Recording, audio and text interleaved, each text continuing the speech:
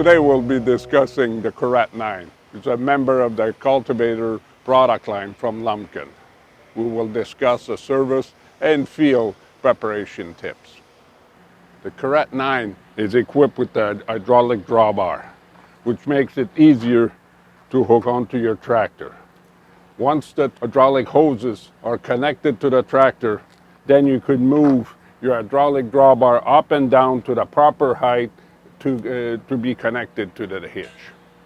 If the Karat 9 is equipped with a 2-point mounted drawbar, it may have the traction control.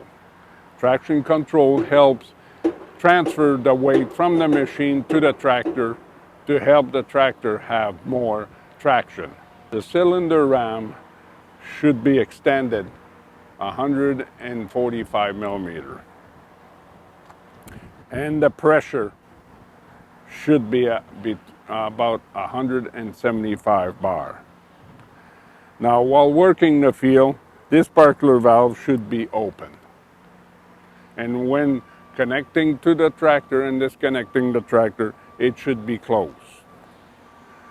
If you need to increase the pressure, you will need to connect a hose from here to the tractor, activate the hydraulic system of the tractor, open up the two valves until it increases to 180 to 200 bars. At that point, you close both valves and disconnect the hose. This sparkler valve should be always closed and locked. And it has to be remembered that this valve should not be open while the unit is not connected to the tractor. One of the options on the Karat is the gauge wheel. It's hydraulically controlled, so if the machine changes its depth, hydraulically it will follow. The thing is that what's important is the wheel doesn't have to have the full pressure on it. It just needs to ride on the soil, so just to balance the machine. And if by any chance the gauge wheel doesn't touch the soil, it can be adjusted by your turnbuckle. If the wing frames are not level, the adjustment is made at the cylinder. Just have to crack the cylinder, release the pressure, and then increase or decrease the tread, which will then increase or decrease the length of the ram. To make sure that the locking mechanism works, it can be adjusted right here at the clevis, just like cracking the cylinder, relieving the pressure, and then turn it, increasing or decreasing the number of treads.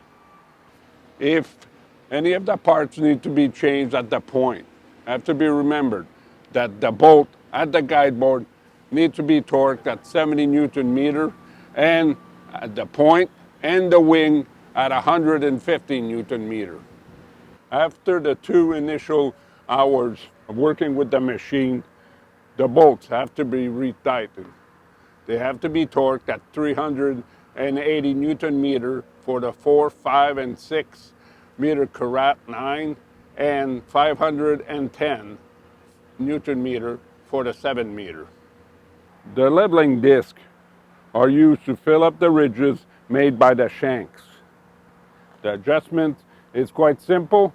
You just remove the pin, raise or lower the disc, and insert it at in the hole of the proper height.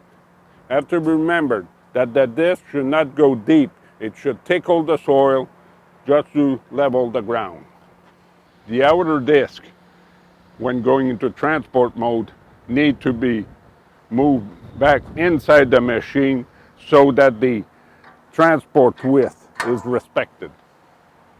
At the headland, the machine has to be completely lifted off the ground.